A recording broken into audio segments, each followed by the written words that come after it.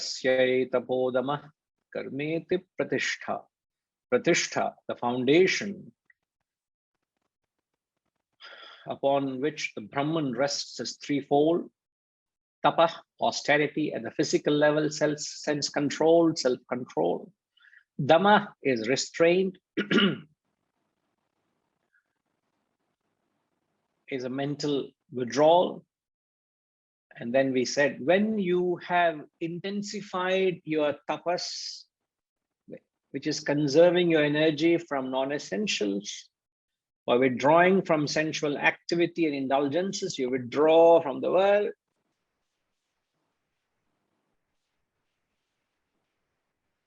You should be able to participate.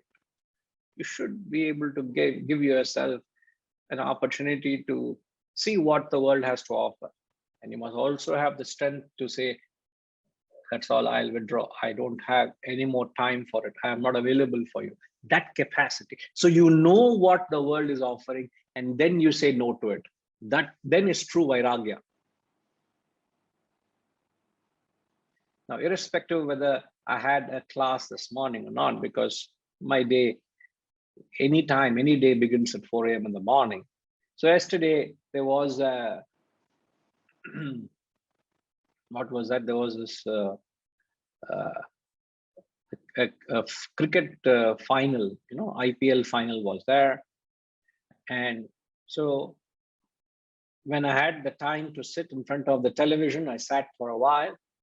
And when I had to, others, we had guests at home and they were staying with us, I said, okay, please, you can carry on watching. I'll have to take leave. So took leave at the real peak when the match was so interesting. I said, I withdraw. Thank you very much. I could have lingered, I could have stayed, I could have enjoyed, but then you must be able to say no to it and withdraw. The real vairagya, the real withdrawal is when you, remember there are a few points I mentioned in some context, I just quickly mention it. If you want to check your vairagya or dispassion to something, these are the essential points. One of the essential first point is you must have a desire for it. You must desire for the object. And I'll put in the context. To test your level of vairagya, you must have a desire for the object. The object must be available. You must have the capacity to enjoy the object as well. I'm not going into the great detail. There may be one or two other elements into it, but I'm just talking briefly. To test your level of vairagya, you must have the desire for the object. The object must be available. Point two. Thirdly, you must have the capacity to enjoy the object. Now, and then you say, no, thank you. I'll keep away from it. That is your test of vairagya. Padmanima, what are the 3 points I've made? I hope you captured it.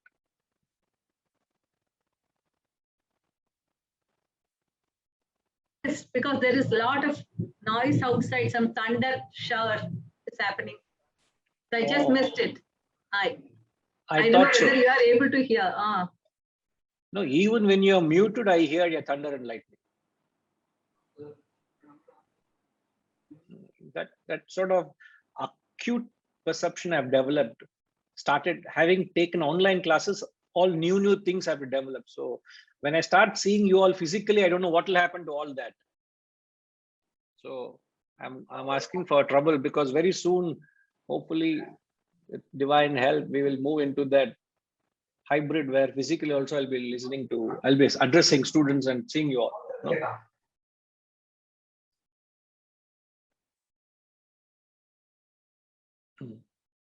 I think, yeah, Padminama.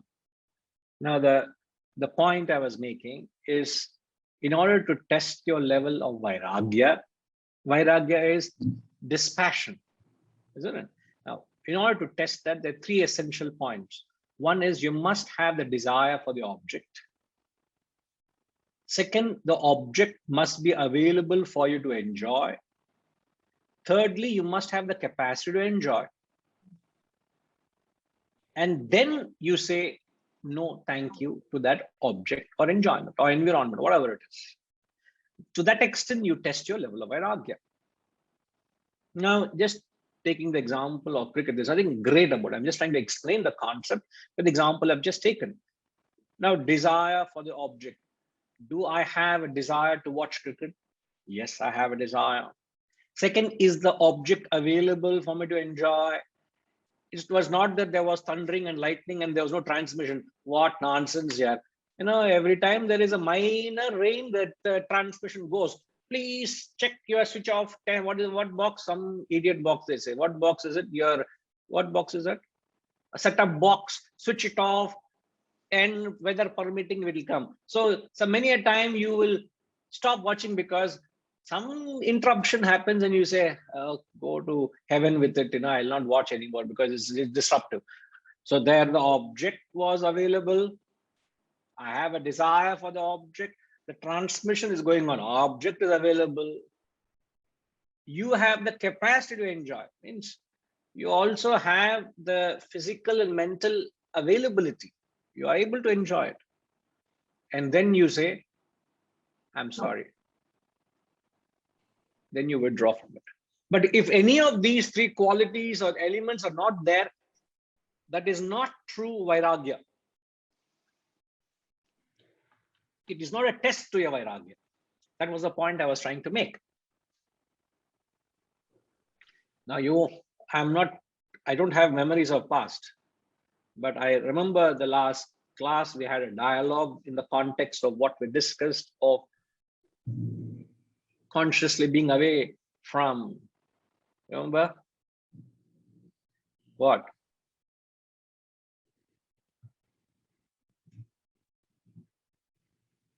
That is to withdraw from your pleasures or no, not pleasures. It's a conscious, not pleasures. Whatever you want. No, remember I spoke of the context of not being available for the birth of my daughter. I was away, and that context. So yeah, you examine that also through this light of this desire, capacity to enjoy, object is available, yet you say no. In every aspect you can practice it. That is vairagya. So if you have no desire, let's say if I have no desire to travel, can I say I have got vairagya for travel? No, I cannot. How can I say? Can I say I have vairagya for alcohol? I don't have a desire for alcohol. So what vairagya I'm talking about? Can I say I have got vairagya for money? I am not into that field of making business. I've got vairagya for business. I'm not a businessman. I'm not running behind making money. So how can I say I've got vairagya for money? If I say I have got vairagya for my students, I've got vairagya to my work, I've got vairagya to this institution which I've created, that is something I'll have to test myself. How detached am I to the work I'm doing? This is important.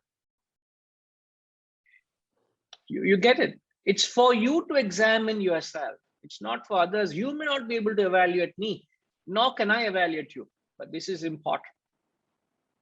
That vairagya. Why did we get into vairagya, Rajima?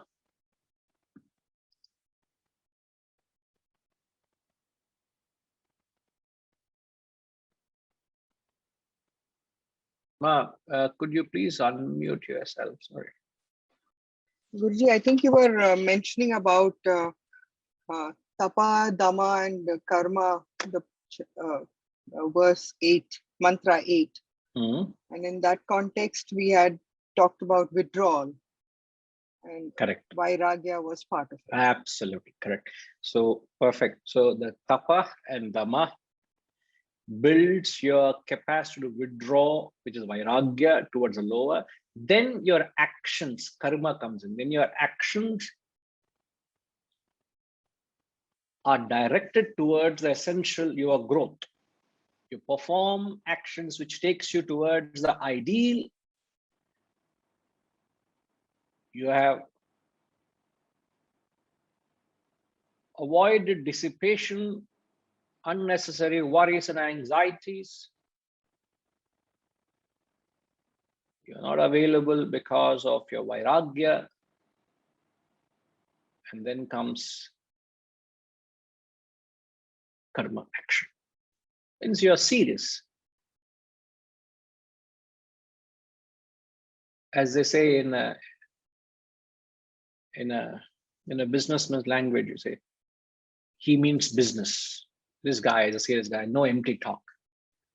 So this guy wants to get to the goal. So his actions count. He ensures whatever he does results in a transformation, karma. So tapa, tava, karma are its foundation. And then he says, Vedaha sarvangani. The Vedas, knowledges, are all its limbs.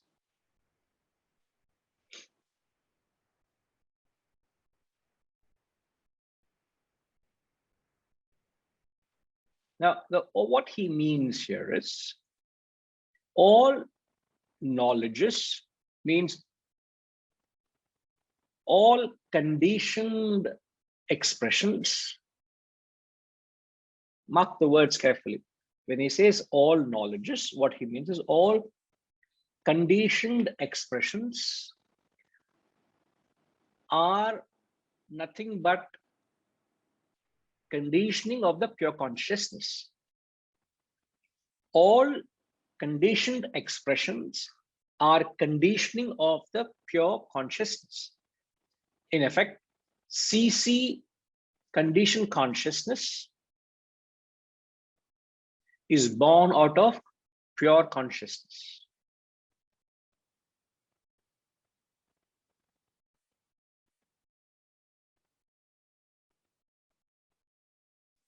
Reddy Garu, I hope you have captured that phrase, sir.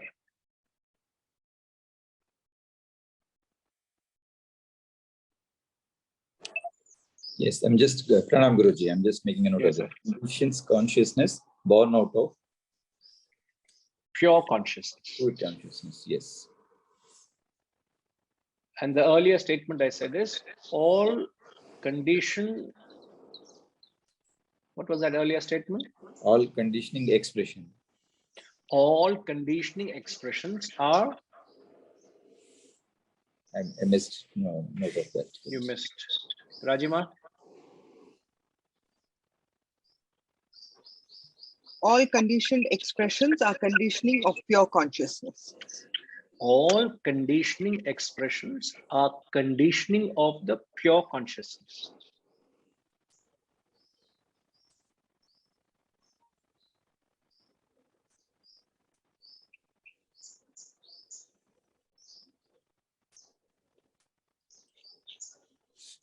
Now, if you remember, the pure, how do you describe pure consciousness?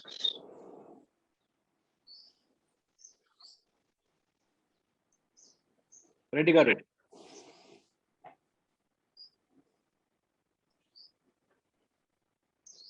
The pure consciousness is something where above of all our gunas, which you're talking about, the tamas, rajas. Sir. I'll have to bring it to the context. Okay. The context is Vedas, which he says are knowledges, are its limbs. Yes. Right? Yes, Guru.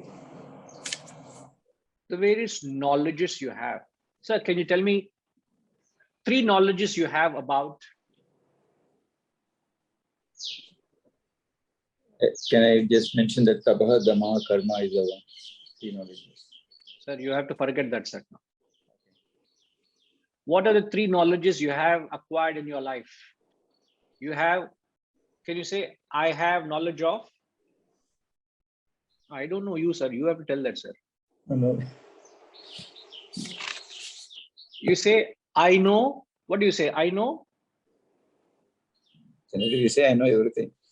That's not, Oh. In one statement only you covered everything. Huh? Okay, you're told too brilliant, sir. No, so simple things, sir. I'm trying to get to the point which I've made. So you say, I know business. I know architecture. I know Upanishad. Okay. I'm giving benefit of doubt, sir. So I say, I know business. I know architecture. I know Upanishad, which means you have knowledge of business, you have knowledge of architecture, you have knowledge of Upanishad. Am I right?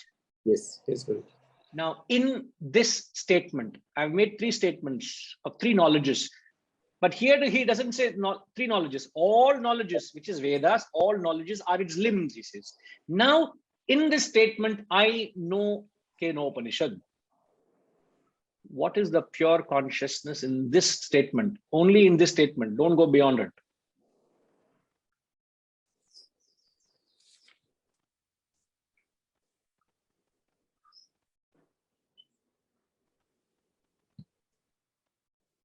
Guruji, I'm not able to get connected. I know No problem. In that, what is a pure consciousness? Yes. Think along, sir. Think along. Yes. Okay. Haresh, in the statement, I know Upanishad. No, I'm being very safe here, because if I say the statement, I know architecture, you will come back to me and say, Guruji, I don't know architecture. To be on safe side, I've taken the third example. I know Upanishad. So in that statement, which is the pure consciousness, the pure awareness, which is pure. Hari Om Guruji.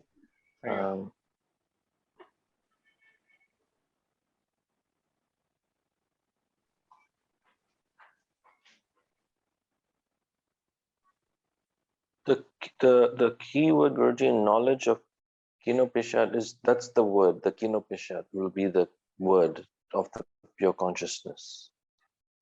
All right. Okay. Just to help you answer the question, the three statements, I know business, I know architecture, I know Upanishad. What is the common factor in all the three? I know. The knowledge. Right. I am a Hong Kongite. Would you not say that? Yes. I am a citizen of Hong Kong. Or I am a Hindu. I am so and so. I am a single. In all these, what is that which is pure? What is that common factor in all that? Is it not I am, the alphabet I, or in the right context, I know is the pure consciousness?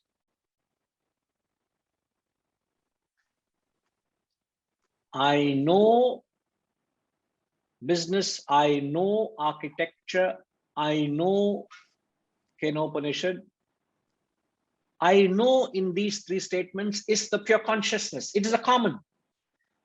Business is not architecture. Architecture is not Upanishad. Upanishad is not business. They are three different things. Now, the three knowledges you have acquired in your life are only conditioning the pure consciousness.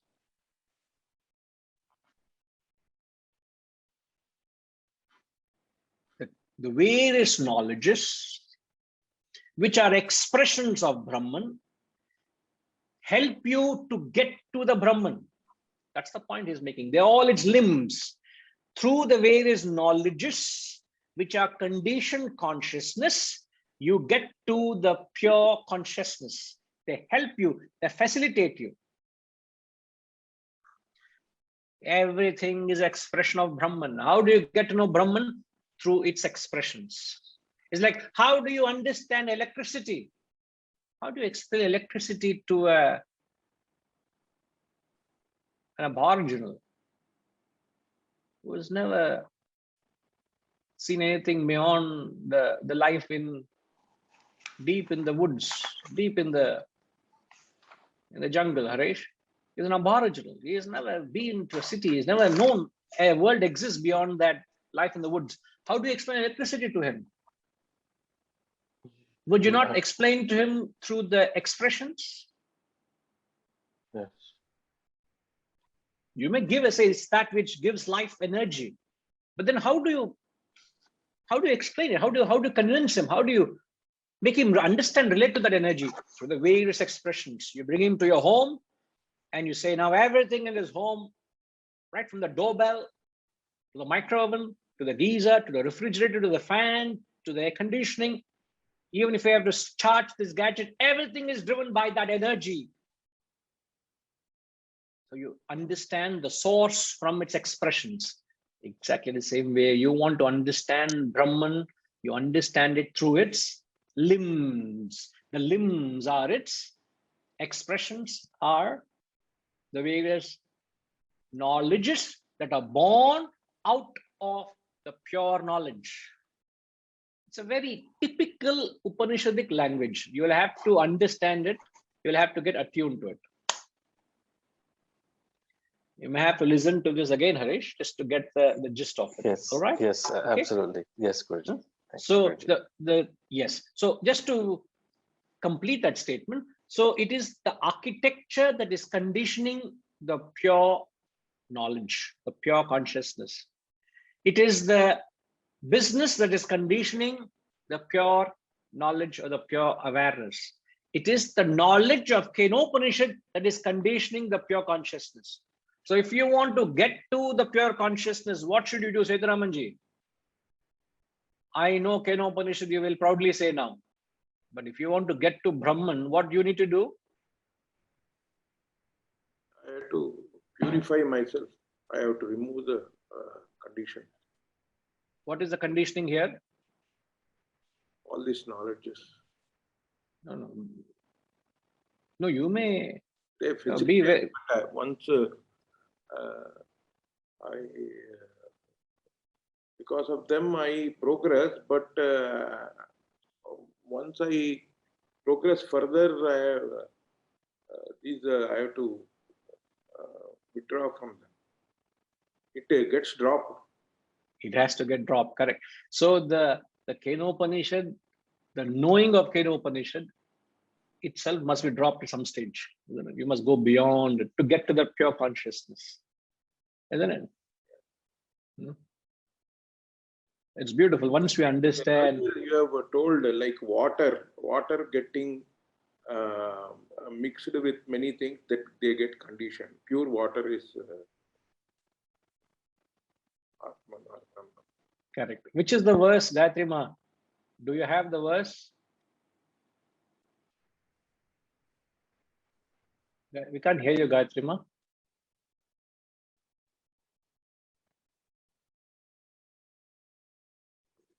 I'm afraid we still can't hear you. Can't hear you. Maybe just remove your earphone.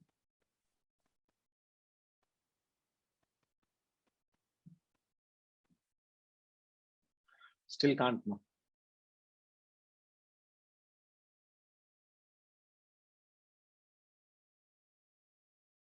Yeah, but that's the right reference that you gave from the Atmabodha, which Setuji also has referred. No? Water is the pure, unconditioned state. Everything else conditions it. So you got to get beyond the conditioning to experience the unconditioned, pure state, which is that pure water, the colorless, tasteless water. All right? Yes. Yes, Jibike Ragaru.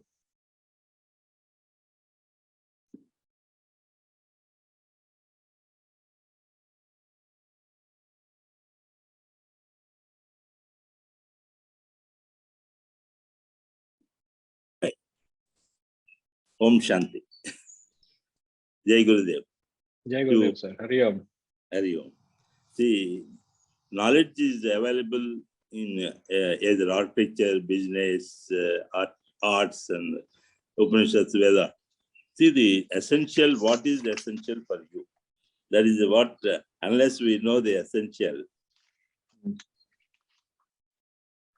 that is the one which has to be taken. Discriminative power. For every way of life, the things are there which attracts you, but ultimately your whole efforts towards the Brahman. Absolutely. Absolutely. You know. So the essential is Brahma Vidya, sir. Yes. Nothing, whatever you may do, whatever you may practice, in fact, in the Atma Bodha also, which is the second mantra of Atma Bodha. Katima, do you have that with you? Which we often chant, Bodhonya sadhanebhyo hi sakshan mokshaika sadhanam pakasya vahniva jnanam vina moksho na siddhyati. Bodhonya sadhanebhyo hi sakshan mokshaika sadhanam pakasya vahniva jnanam vina moksho na siddhyati. Now here he says in the last line, liberation cannot be attained without the knowledge of the self. Whatever you may do, you would need this Brahma Vidya if you want to attain that spiritual state of enlightenment, which is the essential. That's why I said the non-essential must be minimized to ensure the essentials gets a precedence, which J.B.K. Rao also is rightly saying. Thank you, ma. Mantra 7. Which mantra 7, guys? Rajima? Mantra 7, it doesn't. No. Mantra 7 is slightly different, ma. I think it's 8 and 11. 8 and 11. I think even 8 talks of something else. And 11 is the complete. 11, yes, the 11th is the direct mantra, Nanopadhivasha deva jati varna shramadayah atmanyaropitastoye rasavarnadibhedava. Looks like we need to start Atma Bodha again. So just like various flavors, colors, etc. are superimposed upon water, the various upadhis, nanopadhi, the various upadhis, equipments, jati, varna, ashraya, all these superimpose on Atman. Remove all this, what remains is the pure Atman. Thank you. Right. Yes, J.B. Garagaru. So, what little you spoke very aptly, sir, very correctly. The Brahma Vidya is the Ultimate essential. So, and the what you would relate to whenever you associate in this satsang, what you're actually getting is a concentrated dose of this Atma Vidya. The consciousness always, whatever we are doing, while doing, we should not leave that self, that is consciousness and Brahman. That is looking at anything that is nothing but is the behind, that is energy or source, is because of him. That's why you must be able to look at everything as a Vasudeva Kutumbam. That feeling has to come. Then only it is we can't go away from all family matters or business or whatever professions we have. In the same profession, same line of actions, you must see behind the source, energy, that Chaitanya is ultimate, that is one which you and me, everything is the same. That is called Shankaracharya Advaita. Correct. Absolutely. Absolutely. Absolutely. Right. So absolutely. And it leads me to the last statement of the mantra. He says, Satyamayatanam. So the last thing he gives the path to get to that abode. The truth is its abode. Satyamayatanam. Ayatanam is abode. So you must, the Brahman rests in the truth. The truth is its abode.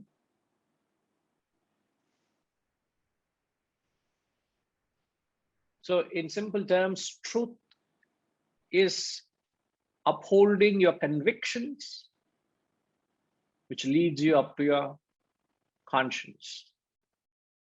Convictions are the decisions you make, the choices you make.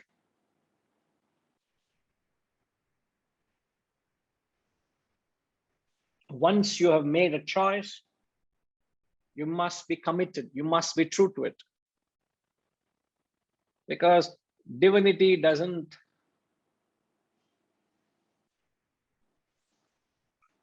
express in a split personality.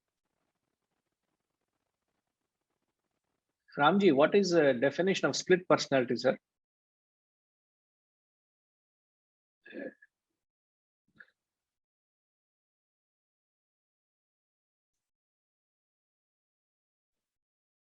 Namaste, Guruji. Namaskar, sir. I don't know why you picked me for that question. No, correct. No, I was about to even clarify to everybody that there is no hidden Agenda. anything agenda in asking that question, but just wanted to clarify this because I was having little ignorance. I didn't know who would clarify that. You know? No, I think you know everything, but it is. Sir, please. That proprietorship has already been taken by Reddy Garu, so I can't claim it anymore. What Reddy Garu, correct?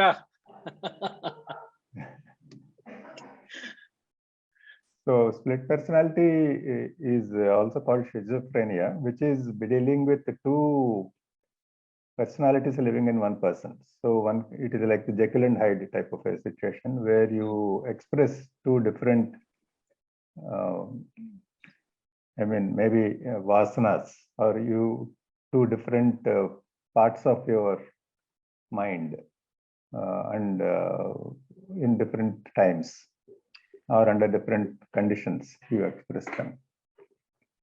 How would you bring in that concept of split personality, the concept of upholding Satyam? Because I said Satyam is to uphold your convictions supported by your conscience. Am I right, sir? That's how we define. Satyam is upholding your convictions. Which leads you to your consciousness. No. Supported by your conscience. Conviction supported by your conscience. And you, as rightly said, which leads you to consciousness. So there are three things here: conviction, conscience and consciousness. Okay. Now, where do you think I made this statement of split personality? Where does it come in these three?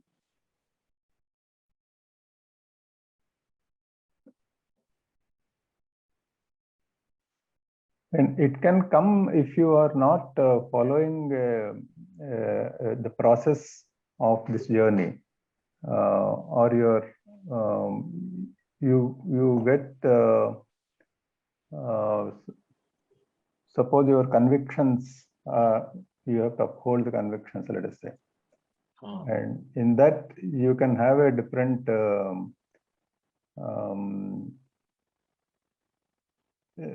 let's say you are not true to your upholding of your convictions. Let's say you are not true to yourself, or you are not true to your convictions. Correct. For example, I might be convinced on something, but in certain situations I will not go with that conviction. That means I'm not using my conscience there. Yeah. you're not even using a conscience. In fact, that's where the split personality is. You're not being true to yourself there. Exactly. So that's where I brought in the concept of split personality, because you're not true to what your beliefs are. You're not true to what you think is right. So you're not holding on to your own convictions. Therefore, it will not lead you further to the abode of truth. But then can it be called a conviction? If you are not able to uphold something, Yes. does it remain a conviction anymore? See, people become, what is the right word for that? I'm just searching. So they don't have the steadfastness. They Correct. become gullible. They become gullible. So they quickly are fickle-minded. They quickly change their stance. Exactly. So they're not convinced in their. So you're right. If you are really convinced, being true to the term, to the word, you will uphold it. Correct. So in that sense, most of us fall into the split personality category. Yeah. I think the most common thing is that you are influenced. These convictions come out of your own, how you got influenced through life by different situations and by different people, and what you read and what you absorb and what you have. But while doing that, you are not, there is always that element of jignasa. You are always trying to question, and you are always trying to find other ways of doing things. And then I think that's what leads to these confusions. Yeah. Many times. I mean, I may be talking in a very ordinary language, but not in a philosophical language, but it can lead to confusions in people's minds, which reflects and which expresses as different behaviors at different times. And, okay. Correct. But every experience is only enhancing your knowledge quotient and the ability to make future decisions. Correct. Isn't it? Correct. So the knowledge should only give you clarity. An experience should give you a greater perspective to make the right decisions, and those decisions will end up becoming your convictions. You're convinced to do that, and then thereafter you have no choice, but then becomes your obligatory, isn't it? Correct. It's like saying sorry. Sorry. So just an example is like saying I'm convinced that I don't want to get married. You may have wrong arguments to come to that conclusion, but you're convinced. So it's a wrong conviction. Now, whether it supports by your conscience, if you have come to a wrong conviction, I'm trying to make a very important point here. You may come to a wrong conviction based on your wrong arguments that may not be supported by your conscience. You will not uphold Satyam, is what we are saying. But when additional knowledge comes in, like, many people I've heard, even recently, other day somebody was telling me they don't want to get married because they have seen so many of their colleagues having a ruptured marital relationship. Marriages in ruptures, in shambles, and all their colleagues and their peers, all of them have relationship issues. Therefore, I don't want to get married. Now, your argument may be right, but the conclusion is wrong. Is that any reason for me to say I will not get married? It's faulty thinking. Thinking is wrong there. So a conscience will not support. But Guruji, with experiences like you mentioned, your convictions do change, right? Yes. Yeah. I mean, I many times keep thinking of what went through Emperor Ashoka's mind, after the Kalinga War, right? Let's say that is something which changed his convictions completely. Till then, he was a Rajasic guy who was destroying all the enemies, and so he believed in that. But one experience has completely changed his conviction.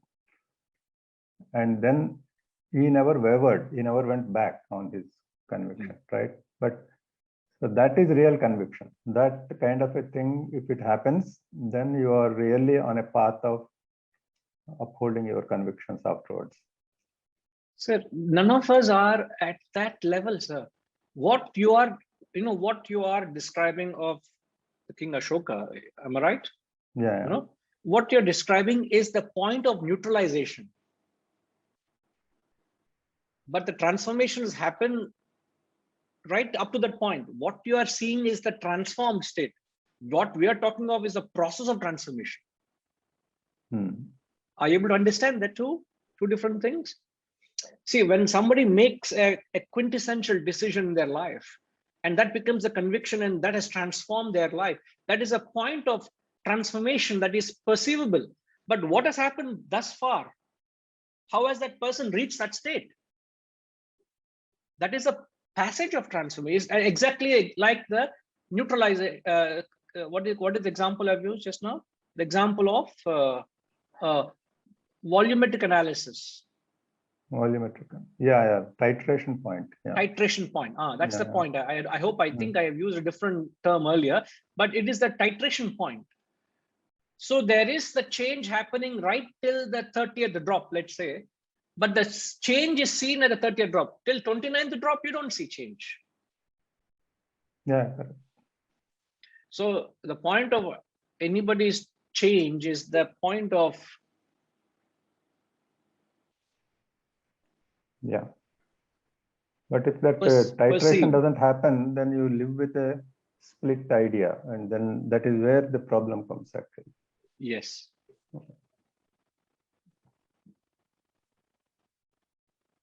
Now you see, sir, why I said chosen you. You have the art of drawing so much out of a seemingly no. Perfect. Thanks, Ramji. Right. Thank you, sir. Yes, sir. Tinkima, boliye.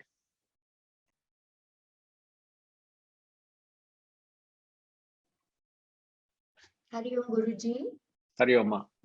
I just wanted to clarify one point, Guruji. The schizophrenia was described as split personality. They are not the same. Both are mental disorders. Schizophrenia is a mental disorder where there is a breakdown in the relation between the thought, emotion, behavior of the same person. So there is faulty perception, inappropriate behavior. They may fantasize, they are deluded, they are withdrawn from reality. There's like a mental fragmentation in the same person. Split personality is that person has two distinct personalities. Neither personality is aware of the other. And the behavior of each personality may be completely different. So I just thought it's important to clarify this point that they are not the same mental disorders, though both fall in the category of mental disorder. Thanks, Pa.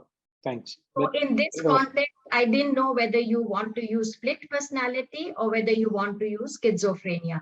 For all of us, without a mental disorder, without being schizophrenic or having a split personality, there are often, that is the conflict we face. That is the thing between the Pandav and the Kaurav, that should I do this or should I do that? I want to do this. The mind says do this.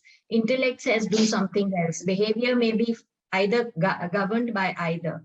That conflict does not mean there is schizophrenia or a split personality. That is my understanding. Thought I should just share it with you. Yes. No, very sound in your clarification. But I just use the term split personality, may not be literally in the terms of the definition, but philosophically, we have said when you are not able to come to a very decisive, clear path of action, you're driven. That split personality is actually a term which is used in psychology. So yes, when we use it, I mean, it can have a different, for people generally when we are listening, because I work a little bit in the field, I'm aware. Otherwise, I would have always said schizophrenia means split personality, which is not the case. See, as far as I'm concerned, ignorance is bliss. I am blissfully unaware what these terms are. So I just go about, saying things. So you must understand the context. Thanks for the clarity, Ma. But it is used in a specific context, as I've clarified. Okay, Ma? I'm sure Ram also has been has been nodding his head. So he also agrees to you, Ma. Ramji, okay, no? Perfect. So thumbs up.